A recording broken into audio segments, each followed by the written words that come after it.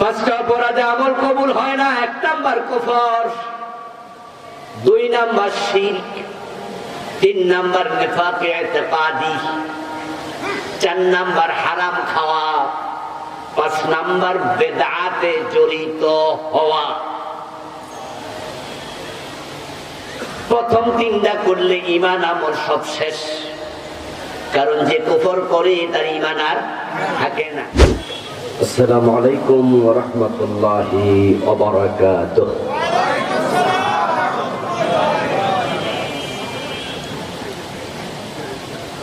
আলহামদুলিল্লাহ আলহামদুলিল্লাহি নাহমাদুহু ওয়া নাস্তাঈনুহু ওয়া নাস্তাগফিরুহ ونعوذ بالله من شرور أنفسنا ومن سيئات أعمالنا من يهد الله فلا مضل له ومن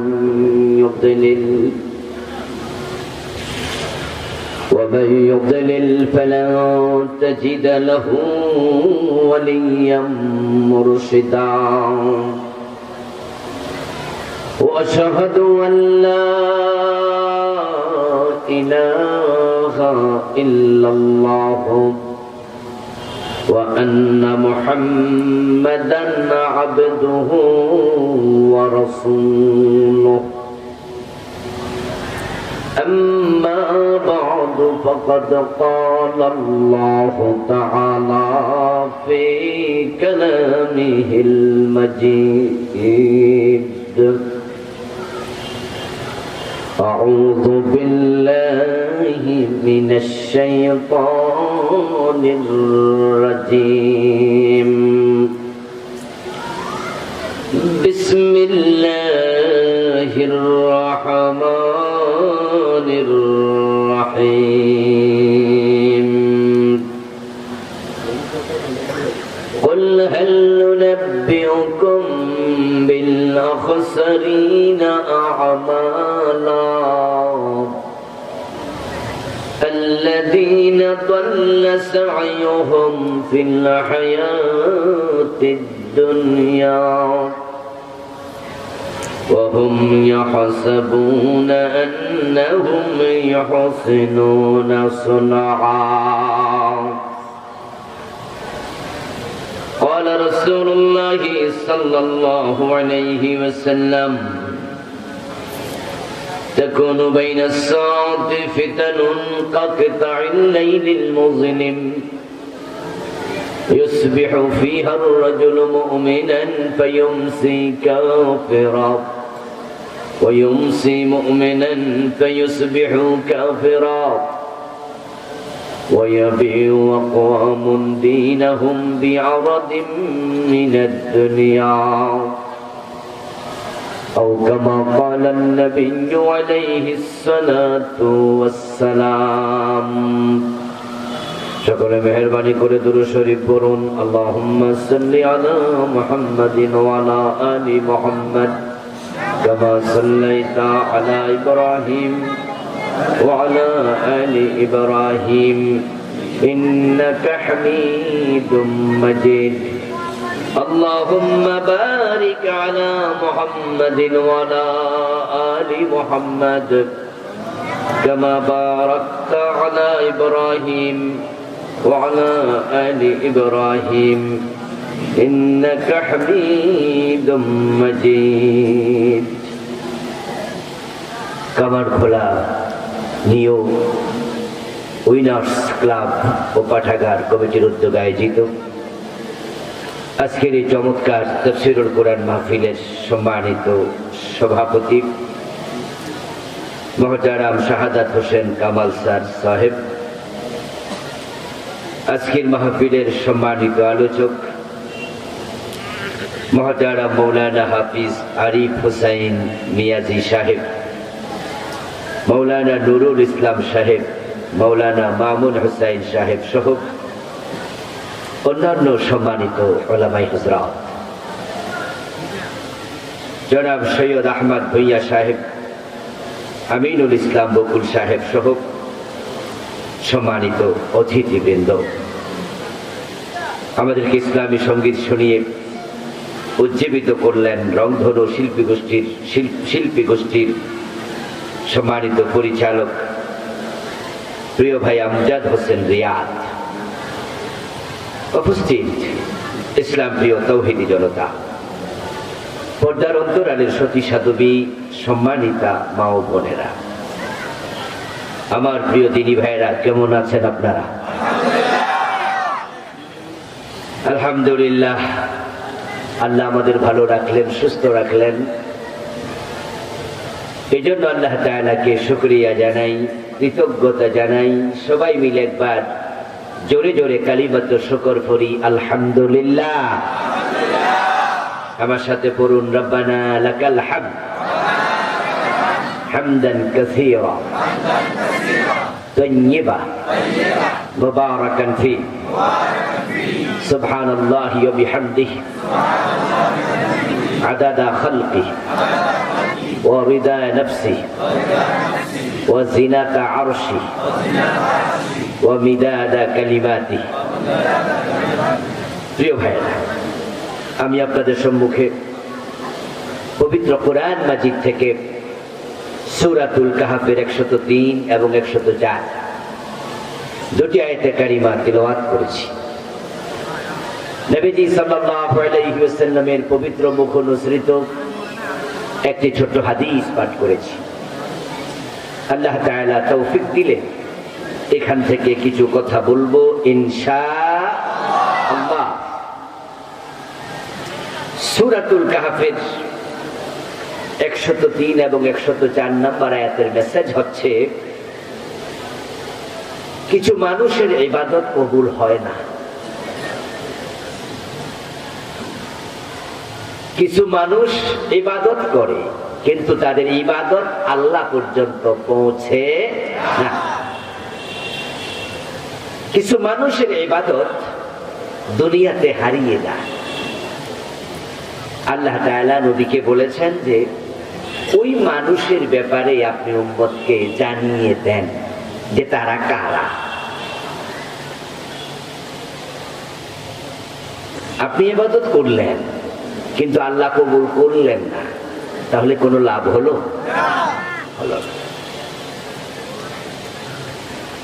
আমার সামনে যারা আছেন, বলুন তো, ইবাদতের পরিমাণ আমাদের খুব বেশি না খুব কম? মাশাআল্লাহ, উত্তর সুন্দর হয়েছে। আসলে আমাদের ইবাদতের অবস্থা মোটেও ভালো নয়, এমনি কম। আবার যদি কবুল না হয় তাহলে আমানাই কি বিপদের কথা। নবীজি নামাজে দাঁড়াতেন,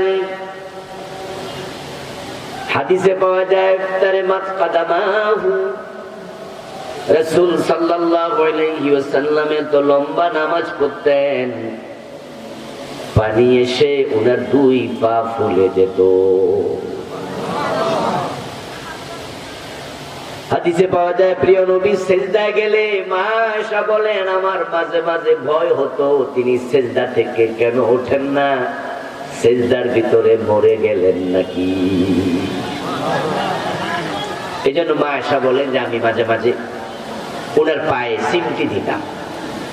সিমটি দিলে প্রিয় নবীজি পা যখন নাড়া দিতেন তখন বুঝতাম যে না, তিনি জীবিত আছেন। হাদিসে পাওয়া যায় মা আয়েশা বলছেন, মাঝে মাঝে রাসূলুল্লাহ যখন রুকুতে যেতেন, এত লম্বা রুকু দিতেন, আমি মনে মনে ভাবতাম তিনি সিজদার কথা ভুলে গেলেন কিনা। আর আমাদের নামাজের অবস্থা কি? রমজান আসতেছে, নামাজ কত তাড়াতাড়ি পড়া যায়, বিভিন্ন মসজিদে প্রতিযোগিতা শুরু হবে, ঠিক না? রমাদান একটা তাড়াতাড়ি নামাজ আছে, এটার নাম কি? এই জন্য কিছু কিছু লোক নাকি বলে তারাবি অর্থই নাকি তাড়াতাড়ি। তারাবিহ শব্দরাতুল বিশ্রাম, ধীরস্থিরতা। আর বাংলাদেশের তারাবি অত তাড়াতাড়ি কেন হয়েছে? ওই যে লোকেরা দেখছে হুজুররা এই কামটাই করে, 18 মিনিটে 20 রাকাত শেষ, এমন মসজিদ আছে। আমরা গোসলখানা থেকে বাইরিয়া গামছা দিয়া মাথাটা ভালো করে মুছা, তারপরে যেমন শরীরে একটু মনে করি ফ্রেশ হয়েছে, তাড়াতাড়ি কইরা তারাবি বইরা কিছু মুসল্লি মনে করে যা বাঁচলাম, ফ্রেশ হইলাম। আমার বন্ধু, আমাদের রোজা, আমাদের নামাজ বড় ঠুনকো, বড় পাতলা। সাহাবীদের ইবাদতের দিকে তাকালে আমাদের ইবাদতের কোনো মান নাই, আমাদের ইবাদতের কোয়ালিটি নাই। এমনি টাকা পয়সা পকেটে নাই, মাত্র 500 টাকার একটা নোট আছে, এটা লইয়া ঢাকা রওনা দিছেন। পরে লোকাল বাসে উঠছেন, ভালো বাসে গেলে তো আসা যাওয়ার ভাড়া হবে না, কিন্তু হেল্পার রে দেওয়ার পরে বেড়া হাত দিয়া টিপ দিয়া কয় এটা তো জাল নোট। উপায়টা কি কোন? এমনি নোট আছে কয়টা? কথা বলেন না, কয়টা? আবার হেল্পারে কি কয়? এবার কি ঢাকা যাও যাবুন? আইরে খোদা, এমনি টাকা নাই, তা একটা নোট আছে, এটাও বুঝি জাল, এটাও বুঝি অসল। হাসরের ময়দানে আল্লাহর কিছু বান্দা আল্লাহর সামনে যাওয়ার পরে দেখবে আমল নামায় কোনো নেকি নাই, সব বাদ। বল হে নবী, আপনি বলুন, হাল নুনাব্বিউকুম, আমি কি তোমাদেরকে খবর দেব নাকি, বিল আকসারিনা আমালা, ওই মানুষদের ব্যাপারে যারা আমলের দিক থেকে ক্ষতিগ্রস্ত, তারা আমল করে লাভবান হয় নাই। আল্লাযীনা দাল্লা সাইয়ুহুম ফিল হায়াতিদ দুনিয়া, যাদের আমলগুলো দুনিয়ায় হারাইয়া গেছে। ওয়াহুম ইয়াহসাবুন, অথচ তারা মনে করে আন্নাহুম ইহসিনুনা সুনআ, তারা ভালো আমল করতেছে, তাদের আমল যে কবুল হয় না, হারাইয়া গেছে, এটা তারা বুঝেও না। ও রাসূল, আপনি উম্মতকে বলুন, ওই লোকের খবর আমি দেব নাকি? আমি অনুবাদ শোনালাম। এই আয়াতগুলো 1450 বছর আগে সাহাবাদের যুগে নবীজির উপর নাজিল হয়েছে। ওই যুগে যদি এমন লোক থাকে যাদের আমল কবুল হয় না, আজকের যুগে এ জাতীয় মানুষের সংখ্যা কমেছে না বেড়েছে? আল্লাহ না করুক তাদের মাঝে যদি আপনার আমার নাম থাকে, উপায় আল্লাহর অসংখ্য বান্দা আল্লাহর সামনে যাওয়ার পর দেখবে আমল নামে একটা নেকও নাই, অথচ সে 5 ওয়াক্ত নামাজ পড়ছে, রমাদানে রোজাও রাখছে, কিন্তু আল্লাহর সামনে গিয়ে দেখবে এই যে সাদা কাগজ, এরকম আমল নামা, নেকের পাল্লা খালি। সে বলবে, আল্লাহ আমার কি দোষ, কি অপরাধে আমার আমলগুলো নাই? আমি তো নামাজ কাজা করি নাই, রোজা ছাড়ি নাই, আমি হজ করছি, যাকাত দিছি, দাল্লা সাইয়ুহুম, তাদের আমল হারাইয়া গেছে। সে বলবে, আল্লাহ কেন হারাইছে? আল্লাহ বলবে, বান্দা তুই কি সূরা কাহফের 103 নাম্বার 4 নাম্বার আয়াত পড়ছ নাই? ওখানে পড়লে তো জানতি কিছু মানুষের আমল কবুল হয় না। কাদিয়ানি নাম শুনেছেন?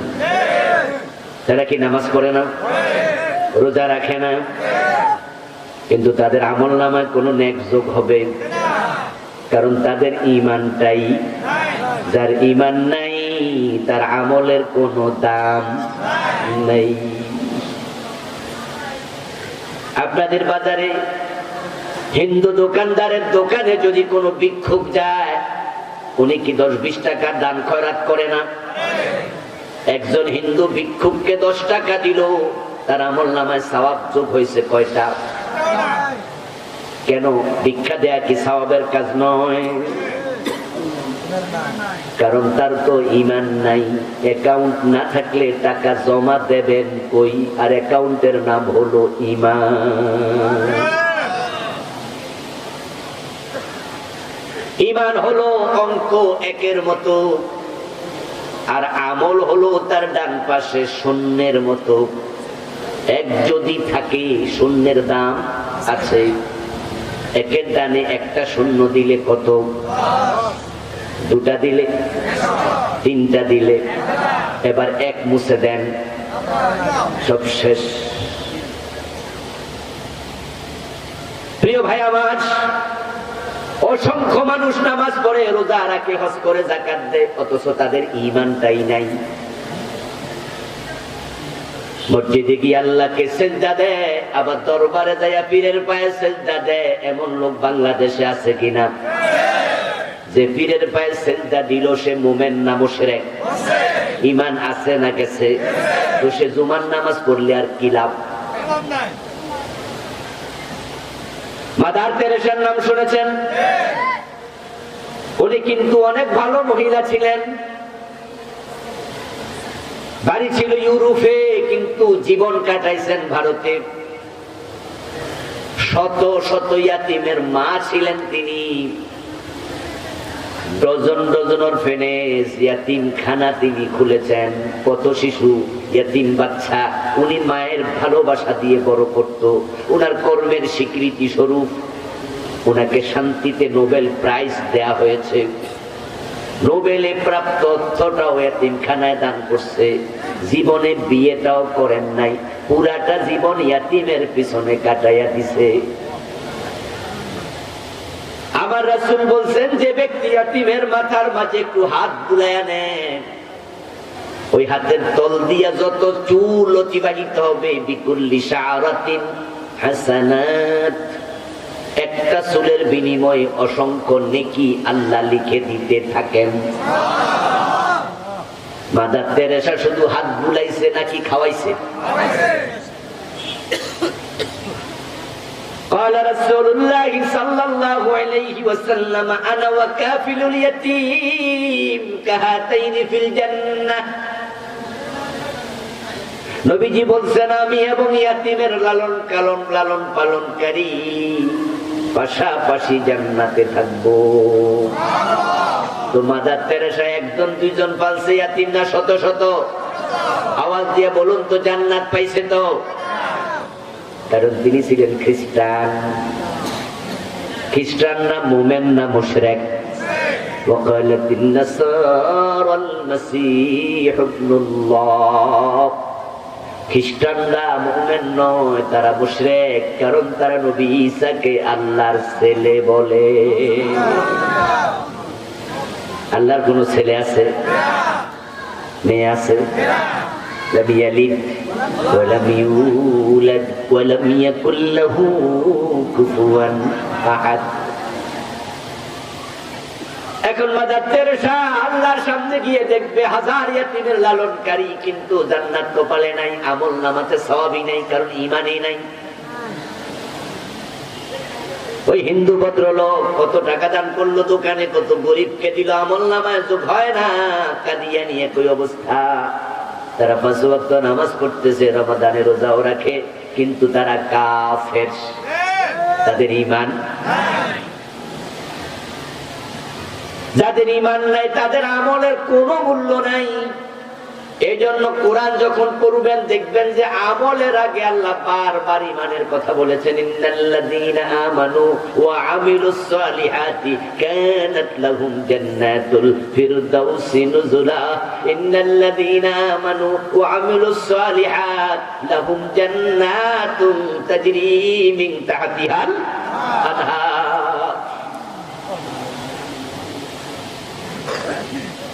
আল্লাহর এমন অনেক বান্দা আছে যে বান্দারা হাশরের ময়দানে গিয়ে দেখবে আমল নামায় সওয়াব নাই। আল্লাহ যখন বলবেন, বান্দা তুই তো অপরাধী, 5টা অপরাধ 5 ধরনের অপরাধ করলে আমল কবুল হয় না। 5 গ্রুপ মানুষ, নামাজ রোজা করে কোনো লাভ নাই।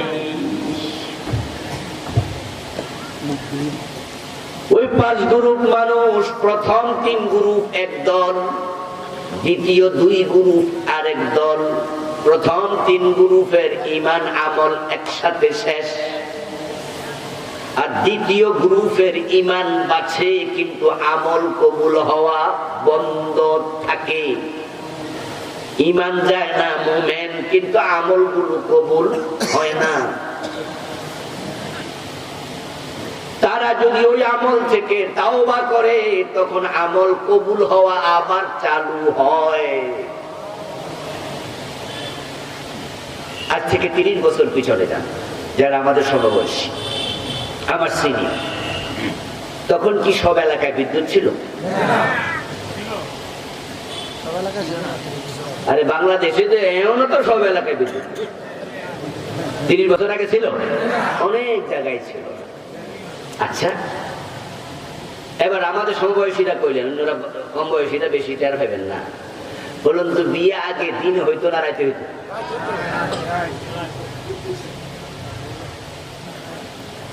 বলাবেন জানা বলে, হ্যাঁ আগে 100টা বিয়ের মাঝে 95টা রাতে হইতো, দিনে হইতো খুবই।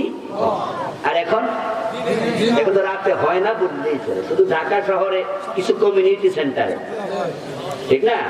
অধিকাংশ বিয়ে এখন গ্রামে কোথায় কখন হয়? দিনে।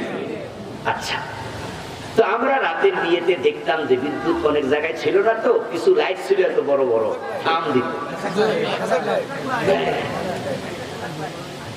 একদিন কোন এক বিয়েতে, আমার মনে নাই আমার কোন আত্মীয়ের বিয়ে, আমি দেখলাম যে একটা লাইট আলোহীন হয়ে যাচ্ছে, মানে আস্তে করে এটা আলো কমে যাচ্ছে।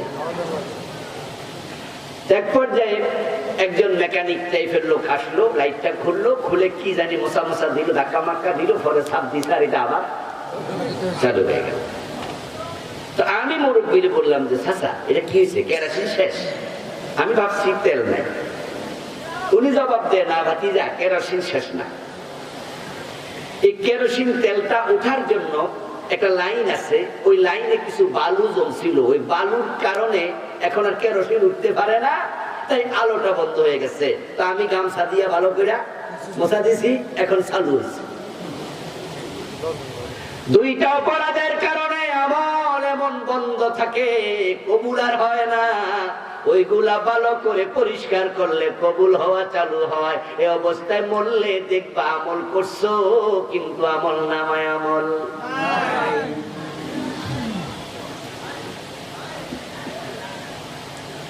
ওখানে যাই মরার পরে টের পাইছেন যে আপনি 5 গ্রুপের ভিতরে পড়ে গেছেন। এবার সেখানে টের পাইয়া আবার দুনিয়ায় এসে আমল করার সুযোগ আছে তো? কোরআনে আল্লাহ তাআলা বলেন, মানুষ যখন সেখানে যাইয়া ধরা পড়বে, টের পাবে যে সে ব্যক্তি 5 গ্রুপের ভিতরে পড়ছে, তখন সে বলবে ওয়ালাউ আন্না লানা কাররাতান ফানাকুনা মিনাল মুমিনিন। আল্লাহ আমারে দুনিয়ায় একটা বারের জন্য আবার পাঠাও, আমি ভালো মুমিন হয়ে ফিরে আসব, আমারে একবারের জন্য পাঠাও। আর কোন সম্ভাবনা আছে? সেদিন বুঝেও কোনো লাভ। ইব্রাহিম আলাইহিস সালামের বাবা আজরকে যখন জাহান্নামের ফেরেশতারা টেনে হিচড়ে জাহান্নামের দিকে নিয়ে যাবে, নবীজি বলছেন, শোনো, ইয়ালকা ইব্রাহিম ওয়া আবাহু আযার ইয়াওমাল কিয়ামা আলাইহি কাতারাতুন গাবারা। ইব্রাহিমের সাথে তার বাবা আজরের সাক্ষাৎ হবে। আজর ধুলি দূষরিত, কর্দমাক্ত, রক্তাক্ত। ফেরেশতারা গলায় শিকল লাগাইয়া, হাতে পায়ে জাহান্নামের শিকল লাগাইয়া টানতাছে। আজর হঠাৎ করে দেখবে ছেলে ইব্রাহিম জান্নাতের পোশাক পরে উত্তম একটা দামি চেয়ারে বসে আছে। হাশরের ময়দানে আল্লাহ তাআলা সবার আগে জান্নাতের পোশাক পরাবেন যাকে, তার নাম ইব্রাহিম আলাইহিস সালাম। সব মানুষ উলঙ্গ, قال رسول الله صلى الله عليه وسلم يحشر الناس يوم القيامة حفاة عراة غرلا মায়েশা থেকে বর্ণিত হাদিস, হাসরের দিন মানুষ যখন উঠবে কারো পায়ে জুতা থাকবে না, গায়ে কাপড় খতনাবিহীন। মায়ের পেটে শিশু যেমন খতনা থাকে না, মায়ের পেট থেকে আসার সময় জুতা জামা থাকে না, কবর থেকে ওঠার সময় কারো গায়ে কাপড়। রাসূল সাল্লাল্লাহু আলাইহি ওয়াসাল্লাম বলেন, হাসরের ময়দানে আল্লাহ সবার আগে ইব্রাহিমকে জান্নাতের পোশাক পরাবেন, তারপর আমি নবী মুহাম্মদকে পরাবেন। কারণ ইব্রাহিম বাবা, আমি তার সন্তান, তাই পোশাকটা আল্লাহ আগে বাবারে পরাবে। এটাকে বলা হয় ফজিলাতে জুজি। এটা আংশিক ফজিলত, কিন্তু সব ব্যাপারে এক নাম্বার হবে মুহাম্মাদুর। কিন্তু এই ক্ষেত্রে আল্লাহ ইব্রাহিমকে একটু, আপনারা যারা ক্লাসে ফার্স্ট বয় ছিলেন, এখনো বিভিন্ন ক্লাসে 1 থেকে ক্লাস 10 পর্যন্ত রুল নাম্বার 1 হয় না? ইন্টারমিডিয়েটে যাওয়ার পরে না রুল হিসাব নেই, কিন্তু ক্লাস 9-10 পর্যন্ত তো হয়। যে ফার্স্ট হয় সে কি 10 বিষয়ে ফার্স্ট হয় না।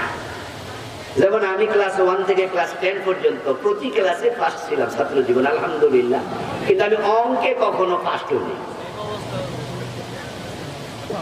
আরেকজন আত্মলা দিছে আমার লগে, আমার বন্ধু আছে, অঙ্কের অবস্থা খুবই জটিল ছিল আমার, কিন্তু আমি ফার্স্ট কিভাবে হতাম?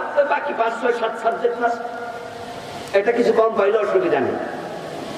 তো হাসরের ময়দানে নবী মুহাম্মদ সব জায়গায় ফার্স্ট, এক জায়গায় কাপড়ের ক্ষেত্রে আল্লাহ বা ফেলে বানাইব ফার্স্ট। সুবহানাল্লাহ পড়ে। ইব্রাহিম আলাইহিস সালাম জান্নাতের পোশাক পরে বসে আছেন দামি চেয়ারে, আদর দেখেই ফেল নয়নে তাকাবে। ইব্রাহিম আলাইহিস সালাম তখন বাবাকে দেখে বলবেন, আলামা কুল্লাকা আল্লা তাসিয়ানি। আজকে এইভাবে হাতে পায়ে শিকল লইয়া দূরে দূষিত কর্দমাক্ত রক্তাক্ত দেহে নিয়া ফেরেশতাদের টান মান খাইয়া বেজ্জতি হইয়া বাবা কই যাও? আমি তো জানি ফেরেশতারা তোমার জাহান্নামে ফেলতে দিচ্ছে। তোমার দুনিয়া থাকতে কত কইছিলাম শিরিক কইরো না, সেদিন কথা শুনলে আজকে দশা।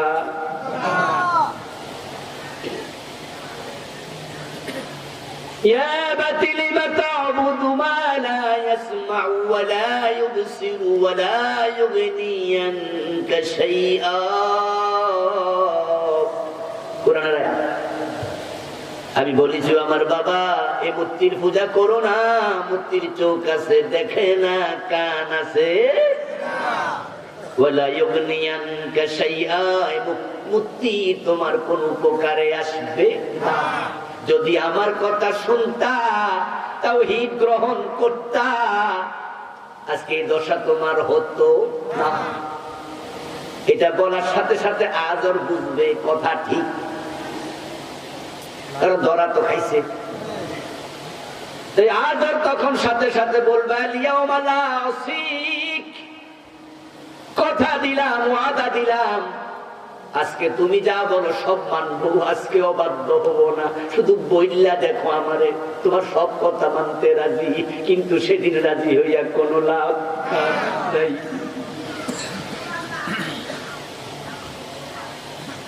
বর্ষাকালে মাছ ধরে মানুষ, এখন তো বর্ষাও নাই, আগে তো 2 মাস 3 মাস, কি মজা ছিল। এই 2-3 মাস প্রচুর তো কিনাই লাগতো না, শুধু নদীর মাছ আর বিলের মাছ খাইতে খাইতে শেষ হইতো না। কত মাছ শুটকি বানায় রাখছে, আমাদের সমবয়সীরা বলেন দেখনি, আরে শুটকি তো বানাইতো লাই লাই। সে যোগ হারিয়ে গেছে রে, হারিয়ে গেছে। আর এখন পানি হলো তো পানিতে মাছ নাই, কারণ কীটনাশকের কারণে মাছের ডিমগুলো সব নষ্ট হয়ে যায়, এখন আর মাছ পাওয়া যায় না। আজ থেকে 30-40 বছর আগে আমরা যখন ক্লাস 5-এ পড়তাম, এই মাছ ধরতে যাই স্কুল মিস করছি, মাদ্রাসা পর্যন্ত যাই নাই, এমন লোভ লাগে। ওই বাবা রে বাবা। আচ্ছা, কিছু জাল আছে যেগুলো নদীর মাঝে এইভাবে বসায়া দেয়, পিছনে চাপ দিলে এমনি ওঠে, এর নাম কি? বেড়াল জাল। আচ্ছা, ওই মাছগুলো, ওই জালগুলো নদী বা খাল টাইপের জায়গাতে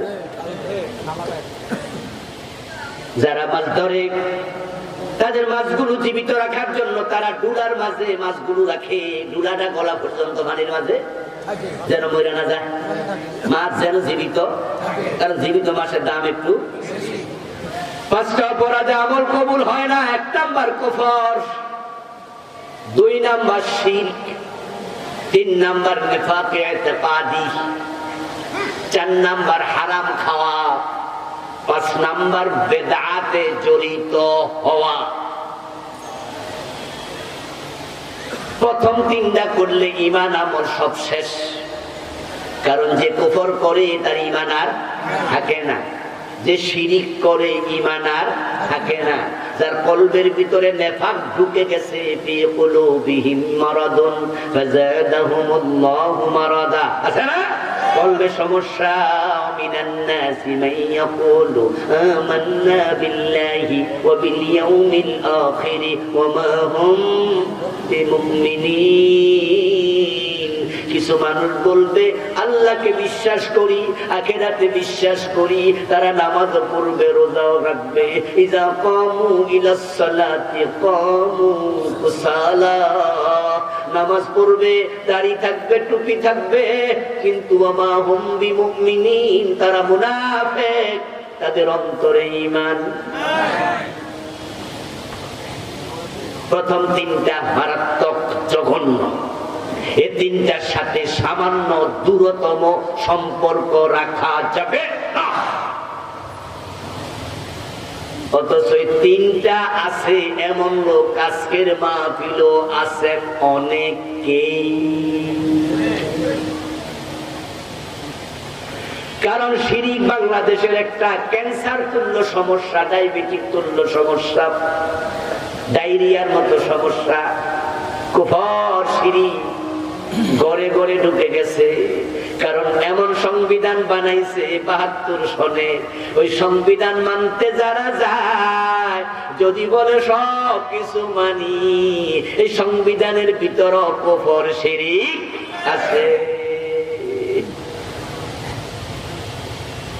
রাষ্ট্র যে দেশে মানুষকে কাফের বানায়, ওই দেশে মুমিন থাকা সহজ না। আশ্চর্য হবেন, কারণ কি জানেন? এই সংবিধান লেখছে যে মিয়া, ওনার নাম ছিল ডক্টর কামাল হোসেন, ওনার মাইয়া বিয়া দিছে ইহুদির কাছে, ব্যারিস্টার সারা হোসেন। তার হাজবেন্ড হলো ইহুদি। মুসলমান ইহুদির সাথে হিন্দুর সাথে বিয়ে দিলে বিয়ে হয় না, হয় জেনা, হয় ব্যভিচার, বাচ্চা হইলে হয় জারজ। এটার নাম বিয়ে না। ওই ডক্টর কামাল মিয়া যখন সংবিধান লিখে, তখন তার সংবিধান প্রণয়ন কমিটিতে সদস্য ছিল 34 জন। এই 34 জনের মাঝে বিসমিল্লাহর পক্ষে একজন ছিল না। এজন্য 72-এর সংবিধানের শুরুতে বিসমিল্লাহটা লেখে নাই। শহীদ প্রেসিডেন্ট জিয়াউর রহমান রাহমাতুল্লাহি আলাইহি, উনি যখন ক্ষমতা আসলেন, তখন তিনি সংবিধানের শুরুতে বিসমিল্লাহ লেখেন। ওই বিসমিল্লাহ বিহীন সংবিধান যারা লেখে, যাদের ইমানের কোনো বালাই নাই, বোঝে না ইমান কি আমল কি, তারা সংবিধান লিখতে যায় কুফরি ঢুকাইছে, হারাম ঢুকাইছে, শিরিক ঢুকাইছে। সার্বভৌমত্বের অংশে, সভরেন্টির অংশে, লক সভরেন্টি, সার্বভৌমত্ব আইন, ওখানে সংবিধানে লিখছে জনগণ রাষ্ট্রের মালিক, জনগণ সকল ক্ষমতার মালিক।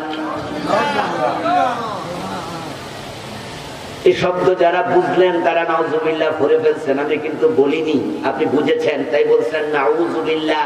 বাংলা অর্থ হলো আমি আল্লাহর কাছে আশ্রয় চাই, এটা আমি বিশ্বাস করি না। কারণ আপনারা এবার বলুন তো, সকল ক্ষমতার মালিক কে? রাষ্ট্রের মালিক জনগণ না আল্লাহ?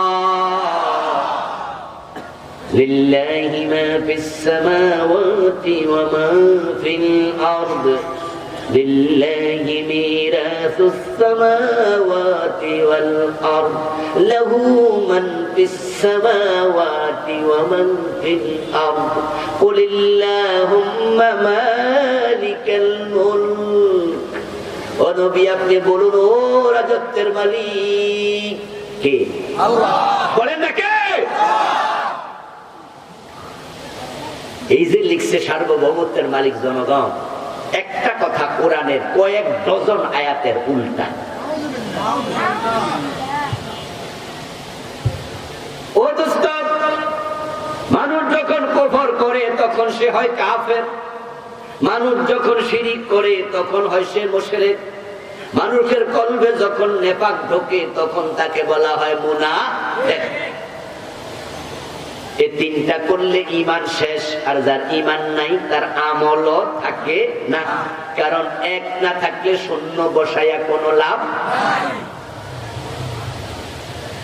কাফের হওয়ার জন্য ওই কোরআন পূর্ণটা অস্বীকার করা লাগে না, কাফের হওয়ার জন্য কোরআনের এক অক্ষর অস্বীকার করাই যথেষ্ট। এটা আজকের মাহফিলে সাইকেল চালাইয়া মোটর সাইকেল চালাইয়া আসছে এমন কিছু লোক আছে না? আচ্ছা, যদি চাকা পাংচার হয় ছিদ্র কি 4-5টা হওয়া লাগে? 4-5টা হওয়া যে কথা, একটা হওয়া একই। যে পুরা কোরআন মানে না সে কাফের, যে এক অক্ষর মানে না সেও। এখানে তো 100% শিক্ষিত। আমরা ছোটকালে বীজগণিত পাটিগণিত করি না, যে 10 লাইনের অঙ্ক 9 লাইন ঠিক লিখছেন, 1 লাইন ভুল, 10-এ কত পাইবেন? বলেন না কত? যে মোড়ে লেখে নাই হাতে কত? এটা তো কিন্তু হিন্দু বৌদ্ধ খ্রিস্টান বলে পুরা কোরআন মানি না, তারা বলে তাদের কিতাব ত্রিপিটক, বেদ, মহাভারত, রামায়ণ, উপনিষদ, ঠিক না, বাইবেল, তারা কাফের। এখন যদি কেউ বলে আমি 15 পারা মানি, সে অর্ধেক মোমেন। আমরা বলবো 15 পারা মানো, তো বাকি 15 পারার কি খবর? কই না, ওই 15 পারা মানি না। আমরা বলবো টুকু অর্ধেক কামাই না, কোনো লাভ নাই। ফজরের নামাজের ফরজ কয় রাকাত? 1 রাকাত কইরা যে বাড়ি চলে যায় হেতে সওয়াব কত ভাই? যে কম্বলের নিচে শুইয়া আছে সে যেমন বেনামাজি, আর যে 1 রাকাত কইরা বাড়ি গেছে হেতে সমান বেনামাজি। 1 রাকাত আল্লাহ নেয় না, 1 রাকাত দেন। কেউ যদি বলে 113 সূরা মানি, 1 সূরা মানি না। যদি কেউ বলে সব মানি, 1 অক্ষর মানি না, কাফের কাফের কাফের। তাহলে মুমিন হওয়ার জন্য পূর্ণ কোরআন মানিতেই বিসমিল্লাহর বা থেকে মিনাল জিন্নাতি ওয়ান নাসের সিন পর্যন্ত যত হরফ আছে, শব্দ আছে, যত কথা আছে, সবটাকে একসাথে গ্রহণ করার নাম ঈমান। এর ব্যতিক্রম করার নামই কুফর। এটার ব্যক্তির নাম কাফের। এজন্য কাদিয়ানীকে আমরা কাফের বলি। এটা কাদিয়ানির সাথে কি আমাদের পার্সোনাল কোনো ঝগড়া বগড়া আছে না? প্রতিদান টিভি সুস্থ বিনোদনের এক প্রতিচ্ছবি।